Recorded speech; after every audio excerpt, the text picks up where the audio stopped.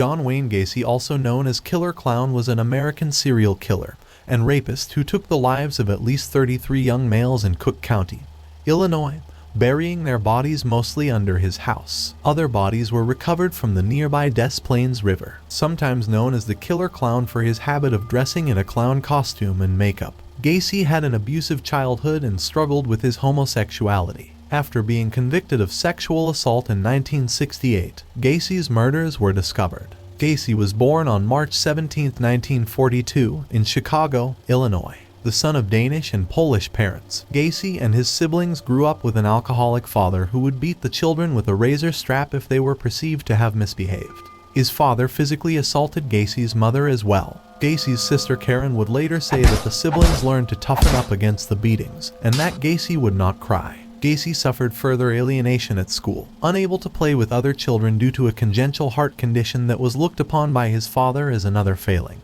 He later realized he was attracted to men and experienced great turmoil over his sexuality. Gacy worked as a fast food chain manager during the 1960s and became a self-made building contractor and Democratic precinct captain in the Chicago suburbs in the 1970s. Well liked in his community, Gacy organized cultural gatherings and was active in political organizations and the Jaycees Civic Group.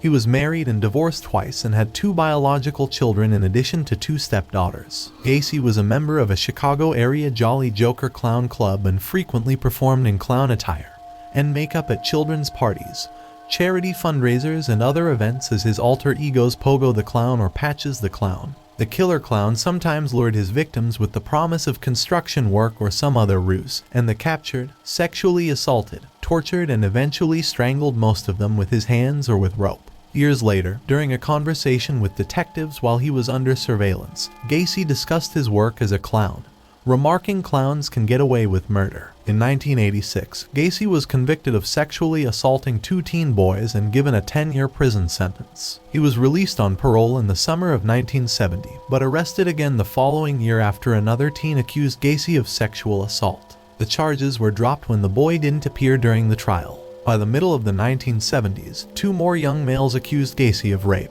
and he would be questioned by police about the disappearances of others. Gacy referred to this period of Ho's life as his cruising years, when he committed most of his murders. On December 11, 1978, 15-year-old Robert Peast went missing.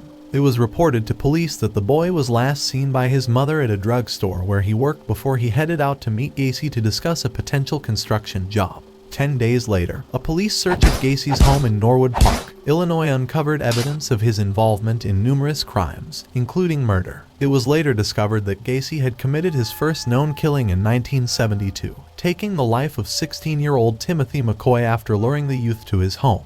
After a lengthy period of police surveillance and investigation, and the discovery of several trenches filled with human remains in the crawl space beneath his house, Gacy eventually confessed to killing about 30 people. Over the years, there had been lingering concerns that Gacy might have been responsible for the deaths of other people whose bodies have yet to be found. And when police uncovered human remains in Gacy's house in 1978, 8 bodies could not be identified. More recently, Cook County authorities used DNA evidence to identify Gacy's unidentified victims. In 2017, one of those men, victim number 24, was identified as 16-year-old James Jimmy Byron Hawkinson. In 1976, Hawkinson left his home in St. Paul, Minnesota, and traveled to Chicago to begin life in the city. On August 5th, he called his mother to let her know he had arrived. However, police believe Gacy killed him shortly thereafter. In 1979, Hawkinson's mother had contacted authorities to find out if her son was one of Gacy's victims, but she didn't have dental records and the department lacked sufficient resources to identify his as a victim. Hawkinson's mother died in the early 2010s, but other family members provided DNA samples in 2017, and authorities made an immediate match to victim number 24. Gacy trial began on February 6, 1980. With Gacy having confessed to the crimes, the arguments were focused on whether he could be declared insane and thus remitted to a state mental facility. Gacy had told police that the murders had been committed by an alternate personality, while mental health professionals testified for both sides about Gacy's mental state. After a short jury deliberation, Gacy was ultimately found guilty of committing 33 murders, and he became known as one of the most ruthless serial killers in U.S. history. He was sentenced to serve 12 death sentences and 21 natural life sentences. Gacy was imprisoned at the Menard Correctional Center in Illinois for almost a decade and a half, appealing the sentence and offering contradictory statements on the murders in interviews. Though he had confessed, Gacy later denied being guilty of the charges and had a 900 telephone number set up with a 12-minute recorded statement declaring his innocence. As both anti-death penalty forces and those in favor of the execution made their opinions known, Gacy died by lethal injection on May 10, 1994, at Statesville Correctional Center in Crest Hill, Illinois.